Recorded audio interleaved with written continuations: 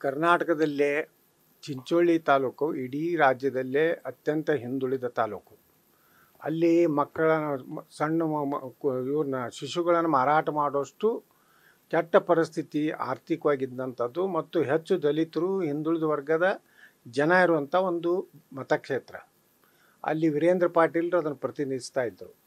ಅಲ್ಲಿ ಸುಮಾರು 15 ವರ್ಷದ ಹಿಂದೆ ಒಂದು ಪಿ ಚಿದಂಬರಂ ಸಂಬಂಧಿಕರು ಒಂದು ಸಕ್ಕರೆ ಕಾರ್ಖಾನೆಯನ್ನು ಮಾಡಬೇಕಂತ ಹೇಳಿ ಅಲ್ಲಿ ಫೌಂಡೇಶನ್ ಮಾಡಿದರು. ಅವರಿಗೆ ಅದು ಆಗದೇ ಇರೋದ್ರಿಂದ ಹೈದರಾಬಾದದ ಒಂದು ಕಂಪ್ನಿಗೆ ಅದನ್ನು ಮಾರಾಟ ಮಾಡಿಕೊಂಡ್ರು. ಹೈದರಾಬಾದ್ ಕಂಪ್ನಿಯವರು ಸಹ ಪಂಜಾಬ್ ನ್ಯಾಷನಲ್ ಬ್ಯಾಂಕ್ ಅನೇಕ ಕಡೆ ಸಾಲ ತೆಗೆದು ಅದನ್ನು ಒಂದು 25% ಅಟ್ಟೆ ಕೆಲಸ ಮಾಡಿ ಅದೊಂದು ದೊಡ್ಡ ಹಗರಣ ಇವತ್ತು ಆದಮೇಲೆ CBI ಎನ್ಕ್ವೈರಿಗೆ ಹೋಯಿತು. CBI ಎನ್ಕ್ವೈರಿಗೆ ಹೋದ್ಮೇಲೆ 10 ವರ್ಷದಿಂದ ಇದನ್ನು ಆಕ್ಷನ್ ಮಾಡಬೇಕಂತೇಳಿ ಪಂಜಾಬ್ ನ್ಯಾಷನಲ್ ಬ್ಯಾಂಕ್ನವರು ನಿರಂತರವಾಗಿ ಟೆಂಡರ್ ಕರೆದ್ರು. 10-11 ಸಲ ಟೆಂಡರ್ ಕರೆದ್ರು ಸಹ ಯಾರೂ ಟೆಂಡರ್ ಹಾಕಲಿಲ್ಲ.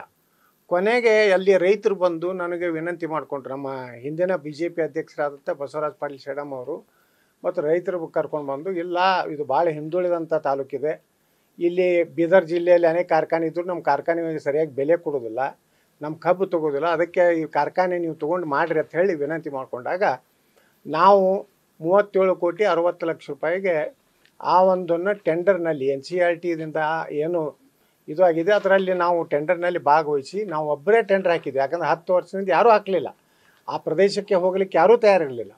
ಅದನ್ನು ನಾವು ತಗೊಂಡು ಸಿದ್ಧಸಿರಿ ಇಥನಾಲ್ ಆ್ಯಂಡ್ ಪವರ್ ಅಂತ ಹೇಳಿ ಸುಮಾರು 5,000 ಟನ್ ಪ್ರತಿ ದಿವಸ ಕಬ್ಬು ನಿಲ್ಲಿಸುವಂಥದ್ದು, ಸುಮಾರು 4.5 ಲಕ್ಷ ಲೀಟ್ರು ಇಥನಾಲ್ ತಯಾರು ಮಾಡೋವಂಥದ್ದು, 3 ಟನ್ನು CNG ತಯಾರು ಮಾಡೋವಂಥದ್ದು, ಮತ್ತು ಇದು ಕೇವಲ ಕಬ್ಬಿನ ಫ್ಯಾಕ್ಟ್ರಿ ಅಲ್ಲ, ಮೆಕ್ಕೆಜೋಳ ಮತ್ತು ಅಕ್ಕಿಯಿಂದಲೂ ಸಹ ಇಥನಾಲ್ ತಯಾರು ಮಾಡೋವಂಥದ್ದು ಕಾರ್ಖಾನೆಯನ್ನು ಮಾಡಿ CFE ಸಲುವಾಗಿಯೂ ಇದೇ ರೀತಿ ತೊಂದರೆ ಕೊಟ್ಟರು. ಅವಾಗೂ ಹೈಕೋರ್ಟ್ ಮಧ್ಯಸ್ಥಿಕೆ ವಹಿಸಿ CFE ಇಶ್ಯೂ ಮಾಡ್ಬೇಕಂತ ಹೇಳಿದಾಗ ಅವಾಗ ಇಲ್ಲ, CFE ನಾವು ಇಶ್ಯೂ ಮಾಡ್ತೀವಿ, ಮುಂದೆ CFOನು ನಾವು ಕನ್ಸಿಡರ್ ಮಾಡ್ತೀವಿ ಅಂತೇಳಿ ಏನು AG ಅವರು, ಕರ್ನಾಟಕದ AG ಅವರು ಹೈಕೋರ್ಟಿಗೆ ಮಾತು ಕೊಟ್ಟರು. ಅದಾದಮೇಲೆ ಅದಕ್ಕೂ ಕೊಡಲಿಕ್ಕೆ ಸಾಕಷ್ಟು ಇದೇ ರೀತಿ ನಾವು ಧರಣಿ ಕೂತ ಮೇಲೆ CFE ಕೊಟ್ಟು ಕಳಿಸಿದ್ರು. ಆವಾಗೊಬ್ಬ ಚೇರ್ಮನ್ ಇದ್ದರು, ಶಾಂತ ತಮ್ಮಯ್ಯ ಅಂತೇಳಿ. ಅವಾಗೂ ಇದೇ ರೀತಿ ಇದೇ ಮೆಂಬರ್ ಸೆಕ್ರೆಟರಿ ಕೂಡ ಆಟ ಆಡ್ತಾಯಿದ್ರು. ಕೊನೆ ಕೋರ್ಟ್ ಇದೆ ಅಂತ ಹೇಳಿದಾಗ ಕೊಟ್ಟರು. ಇವತ್ತು ನಾವು 21ನೇ ತಾರೀಕಿಗೆ ಕೋರ್ಟ್ ಭಾಳ ಸ್ಪಷ್ಟ ಆದೇಶ ಕೊಟ್ಟಿದೆ, ಇಶ್ಯೂ ಮಾಡ್ರಿ ಅಂತ ಹೇಳ, ಕನ್ಸಿಡರ್ ಅಂತ ಹೇಳಿಲ್ಲ. ನೀವು ಎಲ್ಲ ಅವರು ನಿಮ್ಮ ಎಲ್ಲ ಷರತ್ತುಗಳನ್ನು ಅವರೆಲ್ಲರೂ ಫುಲ್ಫಿಲ್ ಮಾಡ್ಯಾರ ಮತ್ತು ಅವರ EC ಏನಿದೆ ಡೀಮ್ಡ್ ಆಗಿದೆ. ಇದನ್ನು ನಾವು ಮತ್ತು ಕೇಂದ್ರ ಸರ್ಕಾರನೂ ಸಹ ಏನು ಹೇಳಿದೆ ಅಂದರೆ, ಇಲ್ಲ ಅವ್ರು ನಾವು EC ಕೊಟ್ಟಿದ್ದನ್ನು ಇವರು ತಪ್ಪು ಮಾಹಿತಿ ಕೊಟ್ಟಿದ್ರು ಕೋರ್ಟಿಗೆ, EC ವಾಪಸ್ ತೊಗೊಂಡಿದೆ ಕೇಂದ್ರ ಸರ್ಕಾರ ಅಂತೇಳಿ.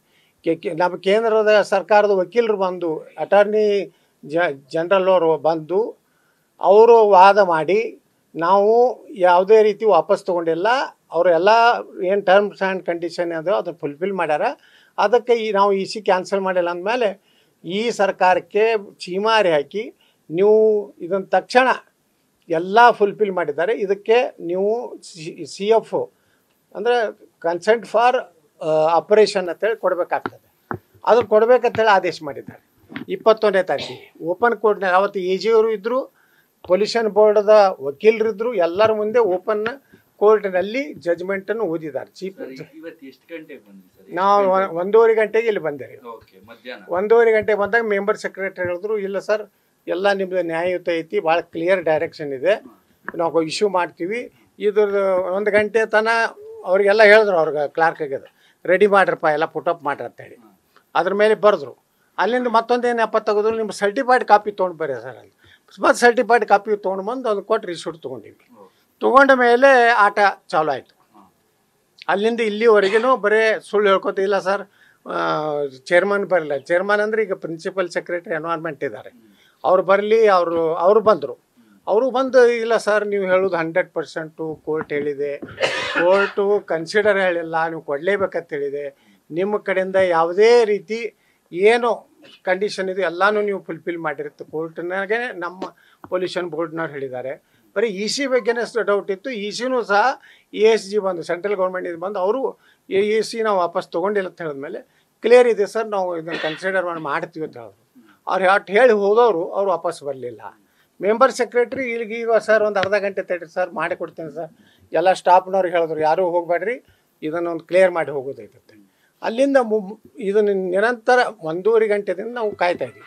ಕೊನೆಗೆ ಇವರೆಲ್ಲ ನಾಟಕ ಮಾಡ್ಲಾಕತ್ತರು. ಅದಕ್ಕೆ ನಾವು ಮಾನ್ಯ ವಿರೋಧ ಪಕ್ಷ ನಾಯಕರಿಗೆ ನಾವು ಫೋನ್ ಮಾಡಿದೆ, ಹಿಂಗೆ ಇವರು ಈ ರೀತಿ ಆಗಿದೆ ಬರಬೇಕನ್ನ. ತಕ್ಷಣ ಅವರು ಧಾವಿಸಿ ಬಂದರು. ಈ ರೀತಿ ಇವತ್ತು ಈ ಘಟನೆ ಆಗಿದೆ. ಇಲ್ಲಿ ಭಾಳ ದೊಡ್ಡ ವ್ಯವಹಾರ ಆಗ್ತಾಯಿದೆ. ಪೊಲ್ಯೂಷನ್ ಬೋರ್ಡ್ ಏನಾಗಿದೆ, ಯಾವ ಮಾಧ್ಯಮ 50 ರಿಂದ 60 ಲಕ್ಷ ರೂಪಾಯಿ ತಗೋತಾರೆ. ತಮಿಳುನಾಡಿನ ಕಾರ್ಖಾನೆ ಮಾಲೀಕರು ಅವರಿಗೆ ಪರ್ಮಿಷನ್ ಕೊಡ್ತಾರೆ. KPR ಗ್ರೂಪ್ಸು ಅವ್ರು ಬಂದ ಕೂಡ ದುಡ್ಡು ಕೊಡ್ತಾರೆ. ಅವರಿಗೆ ಎಷ್ಟು ಸಕ್ಕರೆ 5 ಸಕ್ಕರೆ ಕಾರ್ಖಾನೆ ಮಾಡ್ಯಾರ. ನಾವು ಕನ್ನಡಿಗರು, ಅತಿ ಹಿಂದುಳಿದ ತಾಲೂಕಿನಾಗ ನಾವು ಕನ್ನಡಿಗರಿದ್ದವ್ರು ಇಲ್ಲೊಂದು ಕೈಗಾರಿಕೆ ಮಾಡ್ತೀರಂದರೆ ನಮಗೆ ಇಲ್ಲಿ EC ಸಿಗೋದಿಲ್ಲ, ಇಲ್ಲಿ CFO ಸಿಗೋದಿಲ್ಲ, ಮತ್ತು ಎಲ್ಲದಕ್ಕೂ ದುಡ್ಡು. ಮತ್ತು ಮೊನ್ನೆ ಮೀಟಿಂಗ್ ಮಾಡ್ಯಾರ 256 ಎಲ್ಲ ಇಲ್ಲಿಗಲ್ ಇದ್ದದ್ದು. ಇಲ್ಲೆಲ್ಲ ಕಾಪಿ ಅದಾವ ನಮ್ಮಲ್ಲಿ, ನಾಳೆ ಎಲ್ಲ ನಿಮ್ಗೆ ಕೊಡ್ತೀವಿ. ಅದರದೇ ಸದಸ್ಯ ಒಂದೇ ದಿವಸಕ್ಕೆ 256 ಇದನ್ನು ಕ್ಲಿಯರ್ ಮಾಡಿದ್ದಾರೆ ಫೈಲ್ಸು.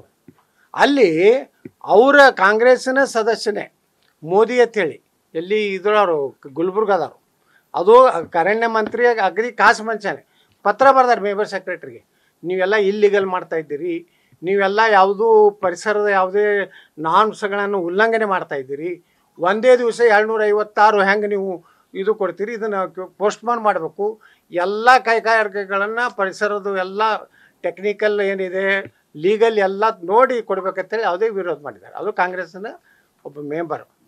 ಈ ರೀತಿ ಇಲ್ಲಿ ಏನಾಗಿಬಿಟ್ಟಿದೆ ಅಂದರೆ, ಇದು ಇಡೀ ನಮ್ಮ ಕರ್ನಾಟಕ ಸರ್ಕಾರದ ಒಂದು ಭಾಗನೇ ತಿಲ್ಲ. ಇಲ್ಲಿ ದೊಡ್ಡ ದರೋಡೆಕೋರ ಕೂತ್ಬಿಟ್ಟಿದ್ದಾರೆ.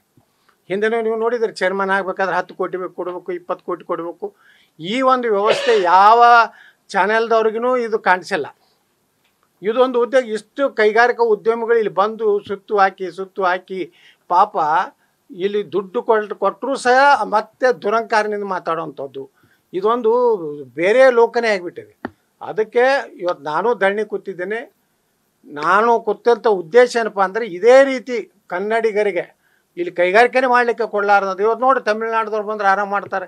ನಮ್ಮ ಕೈಗಾರಿಕಾ ಮಂತ್ರಿಗಳು ಮುಖ್ಯಮಂತ್ರಿಗಳು ಹೇಳ್ತಾರೆ ನಾವು ಇನ್ವೆಸ್ಟ್ಮೆಂಟ್ ಮಾಡಿದ್ದಾರೆ, ಅವು ಲೂಲು ಮಾಲ್ 500 ಕೋಟಿ ರೂಪಾಯಿ ಮಾಡಿದ್ದಾನೆ. ನಾವು 850 ಕೋಟಿ ರೂಪಾಯಿ ಹಾಕಿದ್ದೀವಿ ರೀ. ಅತ್ಯಂತ ಹಿಂದೆ ಮೋಸ್ಟ್ ಬ್ಯಾಕ್ವರ್ಡ್ ತಾಲೂಕು ಇನ್ ಕರ್ನಾಟಕ ಡಾಕ್ಟರ್ ನಂಜುಂಡಪ್ಪ ಪ್ರಕಾರ ಶಿಶುಗಳ ಮಾರಾಟ ಮಾಡುವಂಥ ಒಂದು ತಾಲೂಕಿನಲ್ಲಿ ಅಲ್ಲಿ ಇಂಥ ಬಡತನಿದೆ.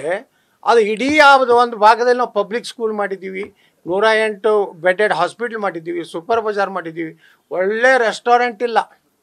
ಇವತ್ತು ತಹಸೀಲ್ದಾರು AC ಇರಲಿಕ್ಕೆ ಅಲ್ಲಿ ಒಳ್ಳೆ ಬೆಂಗಳೇ ಇಲ್ಲ, ನಮ್ಮ ಗೆಸ್ಟ್ ಹೌಸ್ನಲ್ಲಿ ಇರ್ತಾರೆ. ಅಧಿಕಾರಿಗಳು ಊಟಕ್ಕೆ ಒಂದು ಚಲೋ ಹೋಟೆಲ್ ಇರಲಿಲ್ಲ. ಇವತ್ತು ನಾವು ಎಲ್ಲ ಫೆಸಿಲಿಟಿ ಕೊಟ್ಟಿದ್ದೀವಿ. ನೀವು ಬೇಕಾದ್ರೆ ನಾಳೆ ಅದರದ್ದು ಪೂರ್ತಿ ಒಂದು ಇದನ್ನು ಕೊಡ್ತೀನಿ ನಿಮ್ಗೆ CD. ಅದು ಯಾವ ರೀತಿ ನಾವು ಒಂದು ಮಾಡೆಲ್ ಮಾಡಿದ್ದೀವಿ.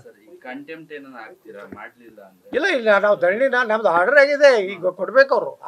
ಇಲ್ಲ ನಾವು ಮಂತ್ರಿ ಮಾತು ಕೇಳಿ ನಾವು ಕೋರ್ಟ್ ಅದಕ್ಕೆ ಮಾನ್ಯ ಮಾಡೋದಿಲ್ಲ ಅಂತ ರೈಟಿಂಗ್ ನಾ ಕೊಡೋದಿಲ್ಲ ಅಂದ್ರೆ ರೀಸನ್ ಹೇಳ್ಬೇಕಲ್ಲ. ನೀವು ರೀಸನ್ ಇಲ್ಲ ಸರ್ ನಾವು ಸರ್ಕಾರಕ್ಕೆ ಕೇಳ್ತೀವಿ. ಸರ್ಕಾರ ಹೆಚ್ಚು ಹೈಕೋರ್ಟ್ ಹೆಚ್ಚು. ಹೈಕೋರ್ಟ್ ಆದೇಶನ ಪಾಲಿಸ್ಬೇಕು ಇವರು ಅಧಿಕಾರಿಗಳು. ಯಾರೋ ಮಂತ್ರಿದು ಮಾತು ಕೇಳಿಕ್ಕೆ ಆಗೋದಿಲ್ಲ. ಆ ಮಂತ್ರಿಗೆ ಏನು ಭಯ ಇದೆ, ತನ್ನ ಕಾರ್ಖಾನೆಗೆ ಅವರೆಲ್ಲ ಶೋಷಣೆ ಮಾಡ್ಕೊತ ಬಂದಾರೆ. ರೈತರಿಗೆ ಸರಿಯಾಗಿ ಬಿಲ್ ಕೊಟ್ಟಿಲ್ಲ. ಈ ನಮ್ಮ ಕಾರ್ಖಾನೆ ಪ್ರಾರಂಭ ಆದ ಮೊದಲ ನಾವು ಸ್ಟಾರ್ಟ್ ಮಾಡಿದಾಗ 2650 ರೂಪಾಯಿ ಬಿಲ್ ಕೊಟ್ಟಿವಿ. 15 ದಿವಸಕ್ಕೆ ಪೇಮೆಂಟ್ ಮಾಡಿದ್ವಿ. ಅವರು 2600, 500 ಮೊದಲಂತೂ 2000 ಕೊಡ್ತೀವಿ. ನಮ್ಮ ಕಾರ್ಖಾನೆ ಆದಮೇಲೆ ಇವತ್ತು ನೀವು ಬೇಕಾದ್ರೆ ಅಲ್ಲಿ ನಿಮ್ಮ ಲೋಕಲ್ ರಿಪೋರ್ಟರ್ಗಳನ್ನು ತರಿಸ್ರಿ. ಮೊದಲು 2000 6 ತಿಂಗಳು ಒಂದೊಂದು ವರ್ಷ ಬಿಲ್ ಕೊಡ್ತಿದ್ದಿಲ್ಲ. ಇವತ್ತು ನಮ್ಮ ಕಾರ್ಖಾನೆ ಆಗಿದ್ದರಿಂದ ಬಿಲ್ ಕೊಡ್ಲಾಕತ್ತಾರೆ. ರೈತರದ್ದು 20 ಲಕ್ಷ ಟನ್ ಕಬ್ಬಿದೆ. ಈ ನಾಳೆ ಈ ಕಾರ್ಖಾನೆ ಚಾಲೂ ಆಗದೆ ಇದ್ರೆ 20 ಲಕ್ಷ ಟನ್ನದು ಏನು ವ್ಯವಸ್ಥೆ ಮಾಡ್ತಾರೆ ಸರ್ಕಾರ? ಆ ಕಬ್ಬು ಎಲ್ಲಿ ಹೋಗ್ಬೇಕು? ರೈತರು ಆತ್ಮಹತ್ಯೆ ಮಾಡ್ಕೋತಾರೆ. ಇವರು ತಮ್ಮ ಸ್ವಾರ್ಥಕ್ಕೆ ಕೆಲವೊಂದು ಇಲ್ಲಿಗೆಲ್ಲ ಕೊಟ್ಟಿದ್ದಾರೆ ಕಾರ್ಖಾನೆಗಳಿಗೆ. ತಮಗೆ ಬೇಕಾದಂಥ ಪ್ರಭಾವಿ ಮುಖಂಡರಿಗೆ 2500 ಟನ್ ಕೆಪಾಸಿಟಿ ತೋರಿಸಿ 15,000 ಟನ್ ಖರ್ಚಿಗೆ ಮಾಡ್ತಾರೆ. ಅದನ್ನು ಯಾರು ಕೇಳೋರಿಲ್ಲ. ಪರಿಸರದಾಗ ಅದೇ ಸ್ವಂತ ಖಂಡ್ರೇನು ಫ್ಯಾಕ್ಟ್ರಿದಿಂದ ಸುಮಾರು ಲಕ್ಷಾಂತರ ಲೀಟರ್ ಮೊಲಾಸಿಸ್ಸು ಹಳ್ಳಕ್ಕೆ ಹರಿದೋಯ್ತು. ಸಾಕಷ್ಟು TVಯಲ್ಲಿ ಬಂತು. ಅದನ್ನು ಏನೂ ಒಂದು ನೋಟಿಸ್ ಕೊಡಲಿಲ್ಲ ಈ ಮೆಂಬರ್ ಸೆಕ್ರೆಟರಿ. ವ್ಯವಸ್ಥಿತವಾಗಿ ನಮ್ಮ ಕಾರ್ಖಾನೆ ಮತ್ತು ಕೆಲವೊಂದು ಯಾರು ಹೊಸದಾಗಿ ಉದ್ಯಮಿಗಳು ಕರ್ನಾಟಕದಲ್ಲಿ ಬರ್ತಾರೆ ಅವ್ರಿಗೆ ಇಲ್ಲಿ ಗೌರವ ಇಲ್ಲ. ಇಲ್ಲಿ ಕೂತು ಚೇರ್ಮನ್ನು ಮೆಂಬರ್ ಸೆಕ್ರೆಟರಿ ಅಂದರೆ ಅವರ ವರ್ತನೆ ಅವ್ರ ಇದನ್ನು ನೋಡಿಬಿಟ್ರೆ ಬಹುಶಃ ನಾವು ಈ ದೇಶದಾಗ ಅದೀವಿಲ್ಲ ಅನ್ನೋ ರೀತಿಯಲ್ಲಿ ಇಲ್ಲಿ ಒಂದು ಇದು ಜಗತ್ತೇ ಬೇರೆ ಇದೆ. ನ್ಯೂಸ್ ಫಸ್ಟ್ ನಿರ್ಭೀತಿಯಿಂದ ನಿಮ್ಮ ಪರವಾಗಿ.